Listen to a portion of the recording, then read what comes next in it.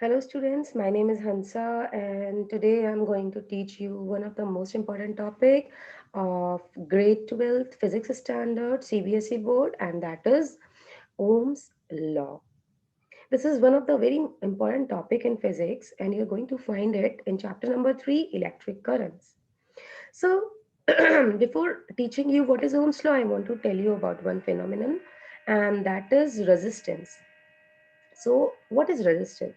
Resistance is the hindrance in the flow of electrons.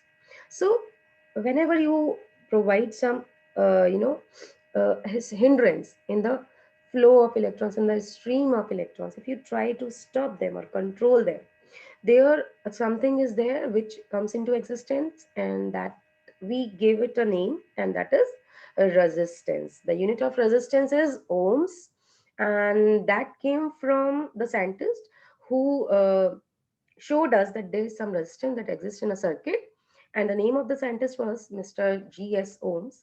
So I'll tell you how he came to conclude that resistance is there always in a circuit.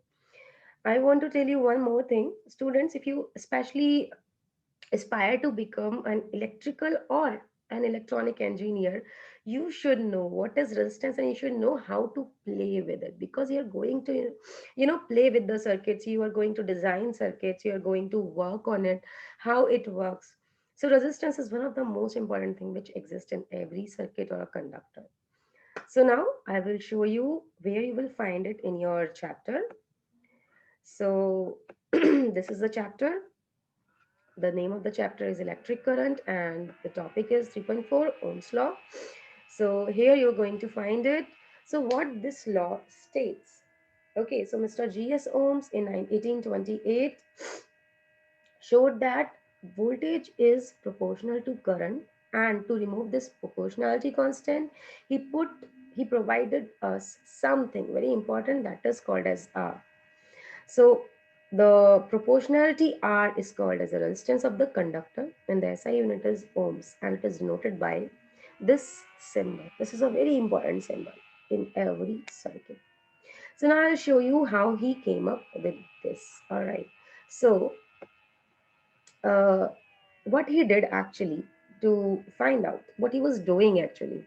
So he made a circuit like something like this. He made a setup to do this experiment, something like this. All right. So what he did, he put a battery over here.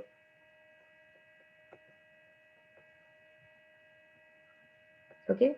And then he put one ammeter over here and one voltmeter over here. Obviously, we are putting ammeter in series and voltmeter in parallel because they work like this. All right. So what he did, he kept on changing the value of this battery and the cells, and he tried to find out the relationship between this I, the ammeter, and the voltmeter. What are the output of that? All right. So for that, what he did, he draw a graph, something like this. Uh, this is the y-axis, and this is definitely this is the x-axis. All right. So what he did, he put um, I he put I over here at the y-axis, and he put voltage over here at the x-axis. All right. Now, what he did actually, he put one cell over here and measured the value of the voltmeter and the ammeter. So in ammeter, we found the value of current, and in voltmeter, we found the value of V.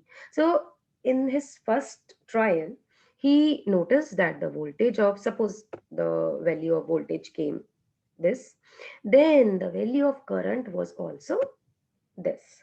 So he thought, okay, so this is the actual point which he's trying to search. Then what he did, he increased the value of battery, the cell. Okay, he put two cell, and then he noticed, of course, the voltage would increase. So voltage is here, but how the current varies. So the current would also come almost proportional to the voltage. Then he increased one more cell like this, And then he noticed again the value of voltage is here and the current is this. So what he conclude after so many trials, like taking the voltage again and again and finding the current again and again, he noticed that every time the value of current is proportional to voltage, and that's why he concluded that the graph is a straight line.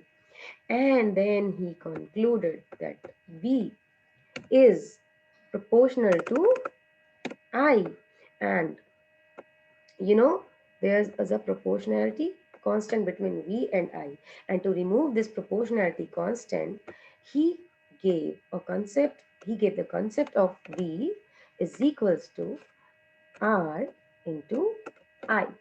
So from here the Ohm's law came. V is equals to I R, or V is equals to R I. Alright. So the current is controlled by something. By which thing? That is resistance. It means voltage and current are always the constant and at a particular temperature and in a particular material. Alright. So this is how he gave the Ohm's law. Now this resistance also depends on two things. First, if suppose there is a conductor, suppose there's a conductor like this, it is the cross-sectional area of the conductor, and this is the length of the conductor. All right, then the this is the area and this is the length. So now this resistance, that resistance R, it depends on both of the area, cross-sectional area of the wire and the length of the wire.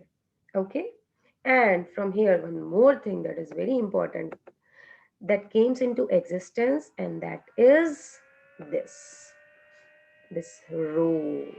R is equals to rho L upon A. So R is directly proportional to the length of the R is directly proportional to the L, length of the conductor, and R is inversely proportional to the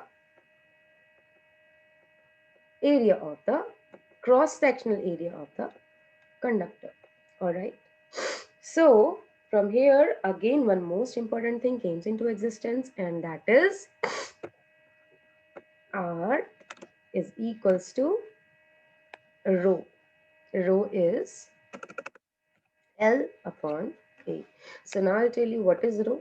Rho is the resistivity, and the symbol of resistivity is this. So now R is equal to rho L upon A. All right.